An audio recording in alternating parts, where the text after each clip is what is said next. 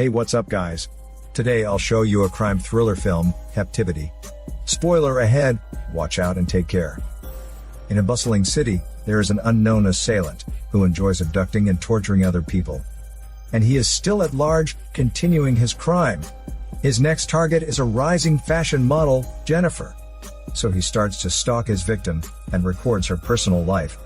Jennifer's company turns down her application of taking a vacation, so she has to go to a charitable activity that evening at a bar with her dog. But gradually, she feels dizzy due to the drinking. Jennifer realizes that she must have been drugged, so she wants to go to the washroom and vomit what she has drunk. But in the corridor, she finds a camera, which is playing her every action in the bar. Then she is attacked by someone and loses her consciousness. When Jennifer wakes up, she hears the sound of seabirds. With dizziness, she walks to the window, but soon finds that what she saw just now turns out to be a projection image. She is totally frightened and cowers in the corner.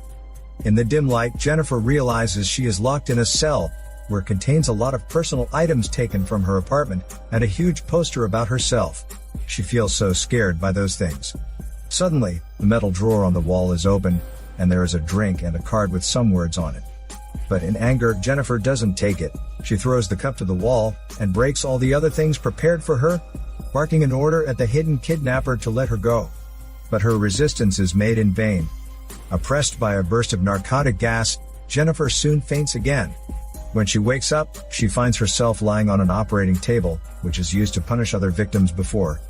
In front of her, there is a television playing a cruel recording about a girl being abused with acid.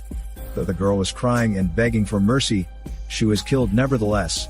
Now it seems that the kidnapper intends to treat Jennifer the same way. Jennifer is in great horror. She begs in despair for the kidnapper to stop, but to no avail. Some unknown liquid drips down on her face, then she faints again. Later, Jennifer wakes up from the nightmare, and she can feel her face tied up in bandages. But under the bandages, the wound on her face is just a fake one. Jennifer is totally confused. She then takes the key from the drawer and opens the cupboard. Seeing that there is a set of revealing suit, immediately she tears the suit and throws it away in anger, which however, brings her a lot of suffering. The room is soon flooded with the hash sound that makes her feel extremely painful. She can't bear it, but hide under the bed to alleviate the pain. After the sound fades out, Jennifer finds a dropped blade and uses it to remove the screws of the ventilation duct. She then squeezes into the duct. But before she can move a little further, the duct is suddenly sawed, and she is stuck in the middle. The kidnapper grabs her arm and forces her to take a shot of anesthetic, causing her to faint again and be confined to the operation table. To make her obey him totally, the kidnapper mashes fragments of other people's bodies into pulp and forces Jennifer to swallow it all. While Jennifer falls asleep, the kidnapper continues to make a book collection about the details of torturing and killing her. On the other hand, Jennifer wakes up and finds some light piercing through the paint on the glass wall. She checks it and discovers a few words on the glass. In that way, Jennifer knows about a man, Gary, who is also abducted in the opposite cell. The man gives her a box of matches through the shutters. Jennifer lights the match so that they can see a small part of each other's faces. Then they begin to talk about their experience after being kept in captivity. Jennifer and Gary decide to escape from there together. When she wakes up from a dream the next day, Gary already cleans up all the paint on the wall, so they can see each other very clearly now. But it seems that the kidnapper is just playing games with them. He can know everything behind the screen, watching them talking about their escaping plan. He turns off the light to scare Jennifer, and then comes to Gary's room and knocks him out. Jennifer shrinks in the corner with fear, but the kidnapper comes to her and makes her faint again. When Jennifer wakes up, she finds herself locked in confinement, which is slowly filled up with the falling sand. Outside the space, there is a sandglass, counting down the time of her death, while Jennifer can do nothing but cry out in despair. Fortunately, Gary wakes up at the same time, and he begins to find a way to save Jennifer. Soon after, he discovers a leak in the ventilation duct. He takes an iron bar and crawls through the duct to get her. At a very critical moment, Gary breaks the top of the space and helps her escape the confinement. Then they escape through the duct and search to another room. In dim light, they find a totally festered female body in a bathtub. The kidnapper comes to catch them. so they run to the garage and get into the car, trying to smash through the shutter door for escape. But Gary loses his consciousness due to the crash. Locked inside the car, Jennifer is also knocked out by the sleeping gas. As a punishment for an attempt to escape, the kidnapper even forces her to kill her dog. When waking up again, she finds that she is changed into a new dress, and Gary is put in the adjoining cell. She realizes the kidnapper may want to control them both mentally and physically, so she opens the cupboard with the key, and wears the attractive dress prepared for her, making herself hormone charming to the kidnapper. It seems that the kidnapper is pleased by her obedience. He allows Gary and Jennifer to be together in one cell. But then he turns off its lights and plays a recording on television about how he tortured other victims before. Gary can't bear it anymore and breaks the monitor in anger, resulting in the punishments to him. He is tied to the operation table, suffering endless tortures. Jennifer is so worried about him, but her own situation is no better than Gary. The kidnapper ties her up on the operation table with Gary and plays a video about the kidnapper's own childhood. From that, Jennifer gets to know the kidnapper killed his mother, who was a drug addict, and recorded the bloody crime scenes. Jennifer is terrified to see the killing and trembles in fear. The kidnapper shows up later with a pair of pliers, trying to make her suffer the pain. In order to distract him away from Jennifer, Gary confronts the kidnapper, but at the expense of losing one of his teeth. Jennifer is touched by Gary for what he did to protect her, so she offers him a fast hormone game as compensation for his lost tooth. 2 minutes later, Gary gets up while Jennifer falls to sleep. Right then, he seems not so desperate as before.